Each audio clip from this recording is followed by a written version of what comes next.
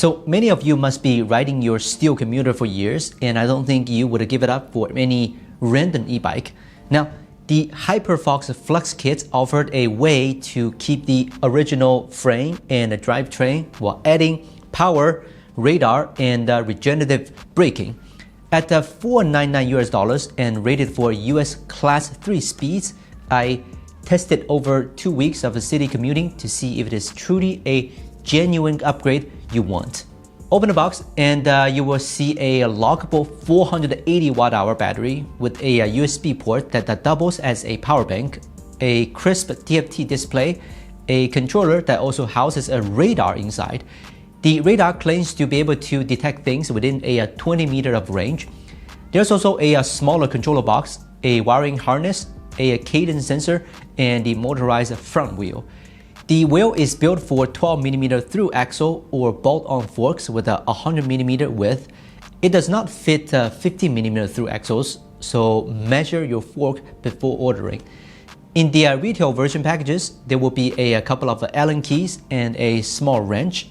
Build quality is impressive. Connectors are weather sealed. The motor hub is cleanly machined, and everything feels cohesive.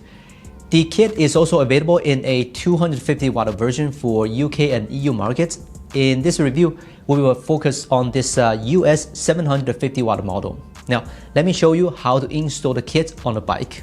So the kit replaces your front wheel, leaving your chain, cassette, and derailleur untouched. Your drivetrain stays exactly as you like it, and the conversion is fully reversible in about 30 minutes. Before you start, 3 compatibility checks. The wheels fit 100mm fork dropouts. It uses a 6-bolt disc rotor. Center lock requires an adapter, and the radar controller needs a clear level forward view, so your phone mount or bar bag will have to move. The install itself took me about 45 minutes. Route the motor cable out the right cable, align the axle's flat spot with the dropout, and follow the manual. It's straightforward. The cadence sensor mounted on the bottom bracket with a 2 to 3mm gap. No brake sensors to wire up since Regen is triggered by backpedaling. The FluxKit uses a cadence sensor. It provides assist only when you pedal, no throttle. Stop pedaling and it cuts out. That preserves the natural cycling rhythm, and the motor never runs away from you. There are 2 assist modes, Comfort and Sports. C1 is a gentle nudge for range extension. C2 is my daily default. C3 handles steep hills. In sport mode, I hit 45 km per hour on flat ground with a moderate pedaling. That's a Class 3 legal in the US. Engagement is smooth, no jerky surges, and it generally feels like you suddenly have stronger legs, not like a moped. Because the FluxKit uses a cadence sensor rather than a torque sensor, assist kicks in after you stop pedaling rather than responding instantly to pedal pressure. I noticed that the half-second delay on a steep hill starts, but after a couple of rides, it became second nature.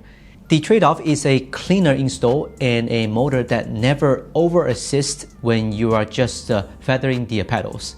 Range was a pleasant surprise. HyperFox claims up to 100 km, and in real-world riding, with a mixed terrain, some hills, and a few headwinds, I consistently got 72 km before the battery hits 15%. Dial it back to C1 and take it easy, and that number stretches past 80 km.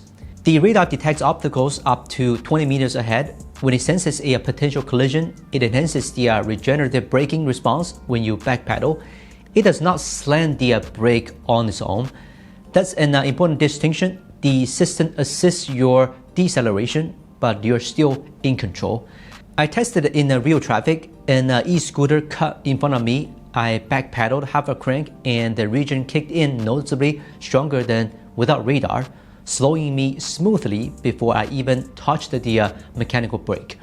It bought me the extra half second of reaction time. On quieter streets, it also gave a gentle nudge when I approached a parked car.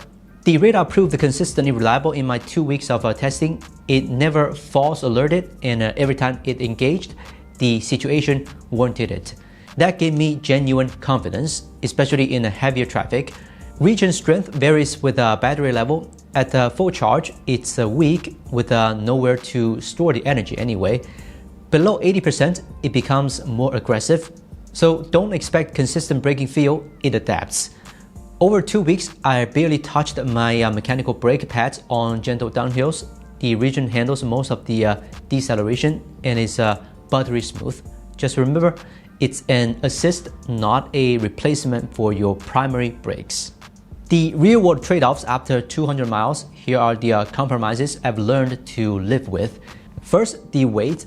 The kit adds about 6 to 7 kg to your bike. Lifting it onto a train rack or carrying it upstairs is a chore, noticeably heavier than before. The front wheel alone is significantly heavier than a standard wheel. Then there's a radar beam limitation. It's a forward-facing and a straight line only. On sharp turns or downhill switchbacks, it won't detect obstacles until you're pointed at them. It's an aid, not a substitute for situational awareness. So the HyperFox FluxKit doesn't turn your bike into a scooter, it turns it into a smarter version of itself. The pedal assist feels natural because you are still the engine. The motor just amplifies your effort. The radar and Regen are useful safety layers, not gimmicks, and the ability to revert to stock in half an hour means you are never locked in. Yes, it's heavy, and yes, the front wheel drive requires a learning curve, but if you are attached to your frame, your cockpit, and your drivetrain, and you're willing to adapt your riding style a bit, the FluxKit is a very compelling upgrade. It's not for everyone, but for the rider who's been eyeing this kind of kit, it's worth trying. Okay, so there's a link below for this one. This is Wolfgang from China. See you next time.